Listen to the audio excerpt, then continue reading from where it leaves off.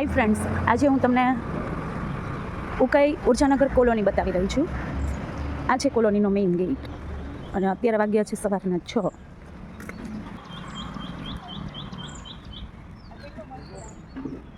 આ છે આપણી કોલોનીની બસીસ કે જે બાળકોને એમના સ્કૂલ સુધી મૂકવા જાય છે, સ્કૂલેથી લેવા જાય છે, પછી કોલોનીના જે પણ કર્મચારીઓ છે એમને થર્મલ પાવર સ્ટેશન સુધી મૂકવા જાય છે અને લેવા જાય છે.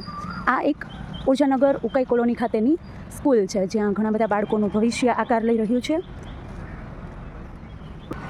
આ છે ઉકાઈ ખાતેની કેન્ટીન કે જ્યાં ખૂબ જ સરસ જમવાનું મળે છે, ટેસ્ટ ફાવે તો.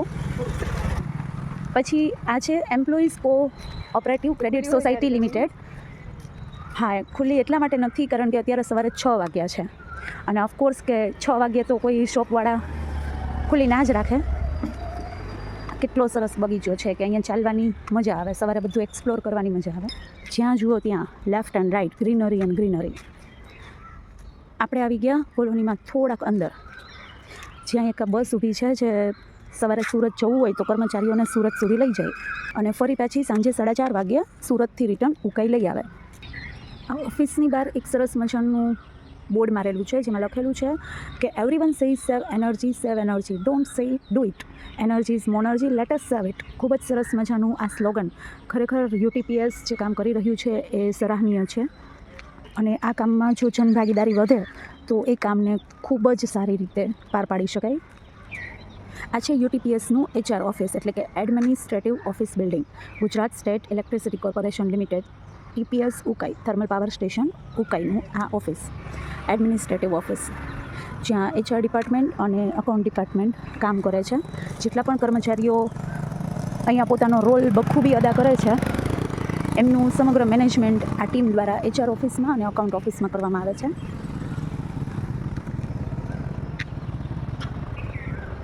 આ છે બહુ સરસ મજાની ઓફિસ. ફ્રેન્ડ્સ, આ છે એક એસેમ્બલી પોઈન્ટ. કોઈ પણ ફંક્શન હોય તો બધા લોકો અહીંયા ગેધર થાય છે, અસેમ્બલ થાય છે. અને સામે છે રિક્રિએશન ક્લબ. કોઈ પણ એક્ટિવિટી હોય, મહિલા મંડળની એક્ટિવિટી હોય કે પછી કોઈ ફંક્શન હોય, કોઈ મિટિંગ હોય, યોગા ડેની કોઈ મિટિંગ હોય, કોઈ પણ કાર્યવાહી માટે જો ભેગા થવાનું થાય તો આખા યુટીપીએસની કોલોનીમાં one and only place recreation club. અને અહીંયા પણ ખૂબ જ સરસ મજાનું ગાર્ડન છે કે જ્યાં ઓફિસેથી વર્ક કરી અને બપોરે જમવા માટે બેસી શકાય. હવે જે આ ઝાડ દેખાય છે તમને એ છે, ઓકે હું જ તમને ઝાડ બતાવું. તમારે મને કોમેન્ટમાં કહેવાનું છે કે આ ઝાડ શેનું છે. હું એ ઝાડ ઉપર થતું ફળ તમને બતાવી રહી છું, ધ્યાનથી જોજો.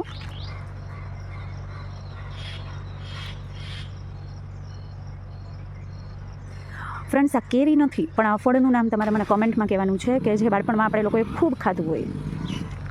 ત્યાંથી આગળ જઈએ. આ ખૂબ જ સરસ વિશાળ પાર્કિંગ એરિયા છે. આપણે જઈ રહ્યા છીએ એન્જિનિયરિંગ હોસ્ટેલ અને VIP ગેસ્ટ હાઉસ સરસ તરફ, જ્યાં અમારો રૂમ છે. આજે મારે તમને ઉકાઈ કોલોનીની સફર કરાવવી છે, પણ હા, કોલોની એટલી બધી વિશાળ છે કે આખી કોલોનીને એક્સપ્લોર કરવી તો ઇમ્પોસિબલ છે. આ ગેસ ગોડાઉન તરફ જવાનો રસ્તો, પછી ફરી એક રસ્તો વળાંક લઈ રહ્યો છે, બટ આપણે જિંદગીમાં પણ કોઈ વળાંક નથી લેવાના અને આ રસ્તા પર પણ નહીં, આપણે સ્ટ્રેઇટ ચાલતું જવાનું છે. આ છે સિંગલ રેસિડેન્સી એરિયા. એટલા બધા વૃક્ષો ચો તરફ આમ જોઈએ ને ત્યાં હરિયાળી જ હરિયાળી. અને રૂમ તરફ જતા રસ્તામાં આંબાના ઝાડ એટલા બધા આવશે કે ખરેખર આપણને એમ થાય કે હમણાં ઊંચે કૂદાકો મારી અને બધી કેરીઓને તોડી લઉં. ચલો, ચંદ્રમાની હાજરીમાં તમને પહેલું કેરીનું ઝાડ બતાવવા જઈ રહી છું. કેટલી બધી કેરીઓ તમે જ જોઈ લો, ખરેખર ખાવાનું મન થઈ જાય ને. જુઓ કેટલી બધી કેરીઓ છે પણ ઊંચે છે.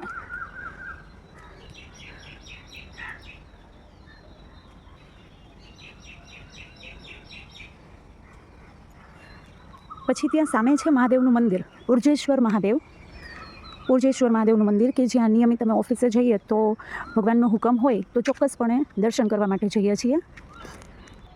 જો આંબાના વૃક્ષ પછી આપણે જોઈએ કેટલા સુંદર મજાના ફૂલો છે અને આવા ફૂલોની તો કતાર અહીંયા લાગેલી છે. હજુ એક સુંદર મજાના ફૂલો તમને બતાવું. ફ્રેન્ડ્સ, તમારે મને કોમેન્ટમાં કહેવાનું છે કે આ ફૂલને કયા નામથી ઓળખવામાં આવે છે.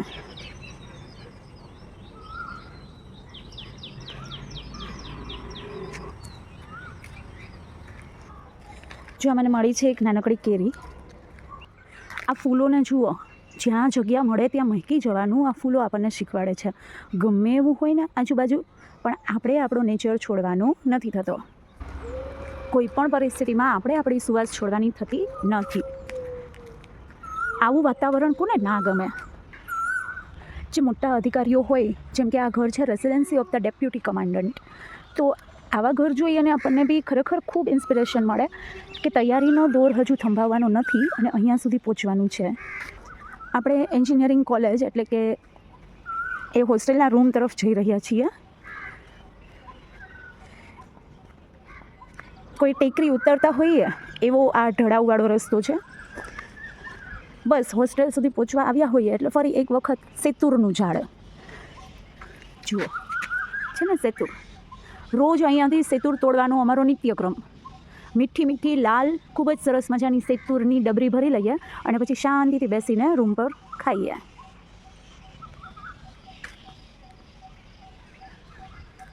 કેટલું સરસ મજાનું સવારનું આહલાદક વાતાવરણ છે. ચલો ફરી એક વખત આ 5 મિનિટના રસ્તામાં ફરી એક વખત એક આંબો આવી ગયો છે.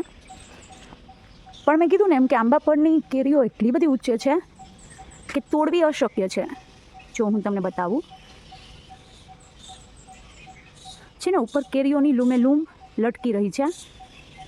ઘણી બધી કેરીઓ કે જોતાં જ મોઢામાં પાણી આવી જાય.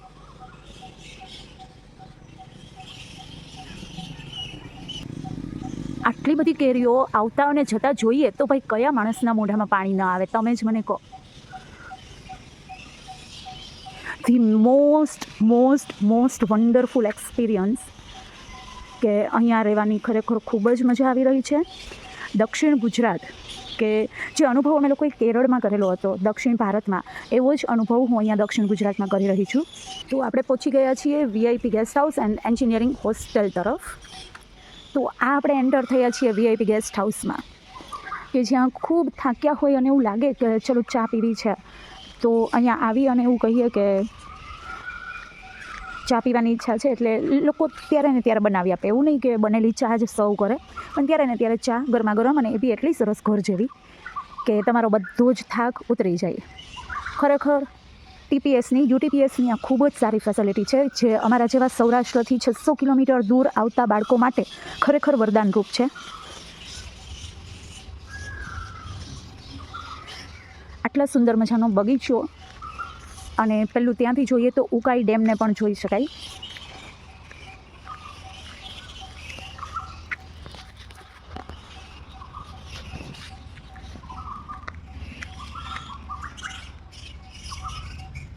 સવારનું વાતાવરણ જ એટલું સરસ છે કે એમાં બી ચંદા મામા આપણી હાજરી પૂરી રહ્યા છે.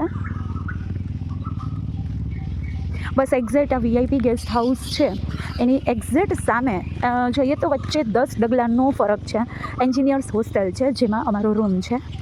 તો હવે હું પહોંચી ગઈ છું અમારા રૂમ સુધી. તમે મને કમેન્ટમાં કહેજો કે આજે ગવર્મેન્ટ જોબની કોલોની જેમાં અમને આ સ્પેસ મળી છે, આ જગ્યા મળી છે, એ તમને લોકોને કેવી લાગી? એન્ડ ફાઇનલી ફરી પાછું UTPSનું કોલોનીનું કોઈ એક સારું પ્લેસ એક્સપ્લોર કરવા માટે હું રેડી છું. શું તમે રેડી છો એ જોવા માટે? Bye all of you. જય શ્રી કૃષ્ણ. મળીએ નેક્સ્ટ વિડીયોમાં.